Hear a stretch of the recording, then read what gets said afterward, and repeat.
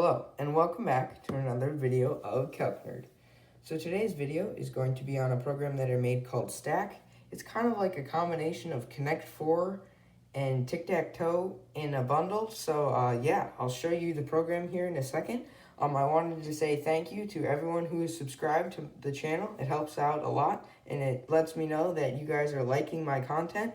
So if you hit that subscribe button, thank you a lot. And if you enjoy the video, just leave a comment or give a like. I would appreciate that a lot. So now I'm going to show you how you can play this program and what it does. Okay, so here we are in program Stack.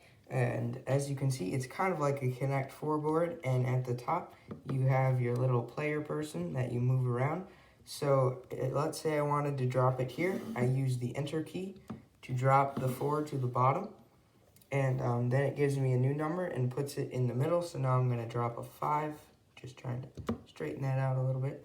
So now I dropped a 5 right there, and you just keep going on, and you try to get stacks of 3 horizontally or vertically 3 as well. So let's say I put the 6 over here. So I'm trying to get a 5 to go on top of those 2, because then it gets rid of them and it gives me points. As you can see, it gave me a 5, so I got kind of lucky there. So I'm going to place that 5 right on top of there, and it will delete those. And I got another 5. That's pretty good. And so if I drop that, it would drop it just as normal to the bottom as if there was nothing there. And you get an extra 10 points for getting a pair like that. So now what I'm going to do is I'm going to speed the video up for a little bit. And it's kind of going to be like a time lapse of me playing. What I'm going to try to do is get a horizontal pair of 3. You'll see that in a second here. So yeah, sit back, relax, and I'll start talking once I get close.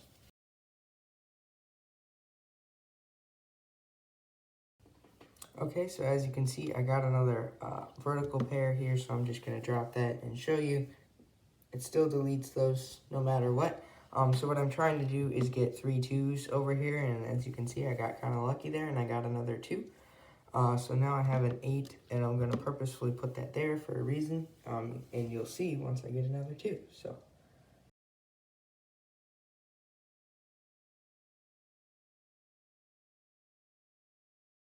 Okay, so now you can see that I have another 2, and I'm going to show you a feature of this game that I put in, and I thought it made it kind of cool. So I'm going to drop this 2, and it's going to land at the lowest available spot. So it's not here because that already has something there. So it would go up 1. So if I drop that right there, it will get rid of those 3 2s. And it does not delete whatever was above the 2s. So for example, if I had another 6 up here, what I could do is I can drop that 6, and it will delete the floating 6, you could call it, because the 5, or in that case it would be a 6, goes to the lowest available spot. So I deleted a 2 here. So this 5 is going to go to the lowest available spot, which would be right above this 5 right here. So if I click enter, it will go right above that 5. It's just an extra little wrinkle that makes you think quite a bit about when you're placing your stuff. So I just thought it was kind of an interesting game mechanic. So yeah, that's basically what this program is, and you just try to go for as long as you can and get as many points as you can.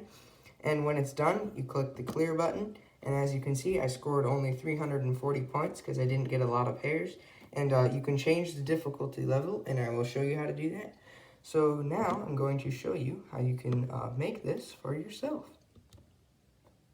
Okay, so I'm going to go to program Stack right here. And so now I'm going to show you how to program.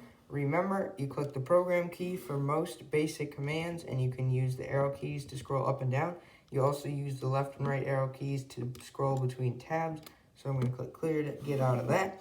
And if you click second and 0, which will give you the yellow function because I clicked the second button, it'll give you the catalog, which is a list of every command in the calculator.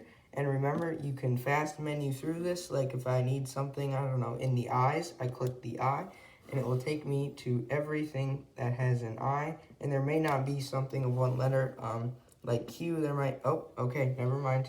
I stand corrected. There is stuff for Q, but for some letters on some calculators, there is not. Like on the T85, there's nothing for Q. And it will just take you to the nearest letter. So now I'm just going to click clear to exit that, and now we're going to show you how you can make program stack for yourself. Okay, clear home, 0 store into S. For I, comma 3, comma 7, output I, comma 3, comma quote, a colon and a space, another colon and a space, and you do that a few more times there. End, output 8, comma 3, comma quote, 11 minus signs. Then I'm going to go to the next line here, just scroll down a little bit. Random 1, comma 5, store into A. Delver matrix A. 7, comma 7, store into the dimensions of matrix A. Repeat until K is equal to 45. Get key, store into K. Max 4, comma min 12, comma X plus K is equal to 26 minus K is equal to 24, store into X. Output 2, comma X minus 2, comma quote, and I believe this is 1, 2, 3, 4, 5 spaces, 6. Yeah, it was 5 spaces that are here. Output 2, comma X, comma A. Output 1, comma X minus 2, comma quote, 2 spaces, and then a lowercase v, or you can do an uppercase v if you'd like, or any symbol really, and then 2 more spaces. If K is equal to 105, then if the sum of X is equal to 4, comma 6, comma 8, comma 10, comma 12, then a fancy bracket, and then a normal fancy parenthesis, and then a normal parenthesis, minus sum, and remember to find sum, you click second and 0 for catalog, and then you can click T and scroll up 1, because SU is fairly far down in the S's, and also that's where you can find sub, which is used quite a bit. And this may look like a very long line, and it is a fairly long line, so just make sure you don't try to make mistakes on purpose, because it is a very long line, as you can see. But, so you do minus sum, and then X is equal to fancy bracket, and then a 4 multiplied by matrix A at 1, comma 1 is equal to 0, comma 6, and then a normal parenthesis, multiplied by matrix A at 1, comma 2 is equal to 0, comma 8. So as you can see, it's going 4, 6, 8, 10, 12. And then it's also going 1, comma 1, 1, comma 2, 1, comma 3, 1, comma 4, 1, comma 5. So it's the same thing being repeated over and over. It's just checking to make sure that the row that you're trying to place your token or number in is not full. And the only way it can be full is if there's something at the top. Okay, then X divided by 2 store into X, 7 store into I. Repeat until K is equal to 1. I minus 1 store into I. If matrix A at I, comma X is equal to 0, then A store into matrix A at I, comma X, 1 store into K, and end. That's 2 ends right there. X multiplied by 2 store into X. Output I plus 1, comma X, comma A.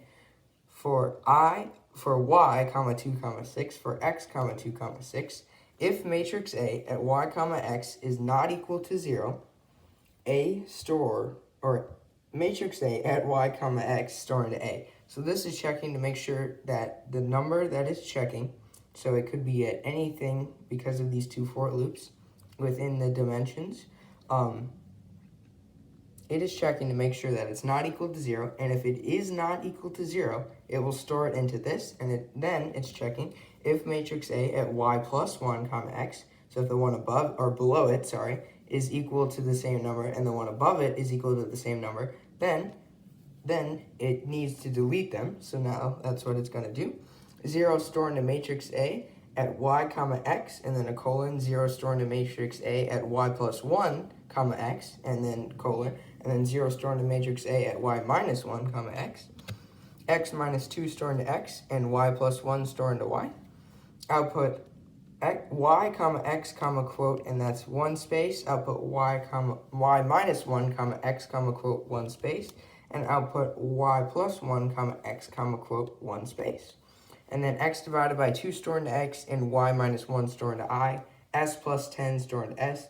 The reason that I do this is because for the next part, it's also using the same X values, and it would be in invalid dimension if it was still using the screen values, which is why I multiply X by 2 earlier. And if matrix A at y comma x is not equal to 0, so basically the same setup for the first couple of lines, and then matrix A at y comma x store in A, if matrix A at y comma x plus 1 is equal to A, and matrix A at y comma x minus 1 is equal to A. So that's just checking if the value next to it on the left and the value next to it on the right are equal to the same number as the one in the middle. Then 0 store into matrix A at y comma x, 0 store into matrix A at y comma x plus 1, 0 store into matrix A at y comma x minus 1. X multiplied by 2 store into x, y plus 1 store into y. Output y comma x comma quote 1 space as well. Output y comma x plus 2 comma quote 1 space. Output y comma x minus 2 comma quote 1 space. S plus 10 store into s, 3 n's. Then rand int 1 comma a store into a. And this is where you can challenge yourself.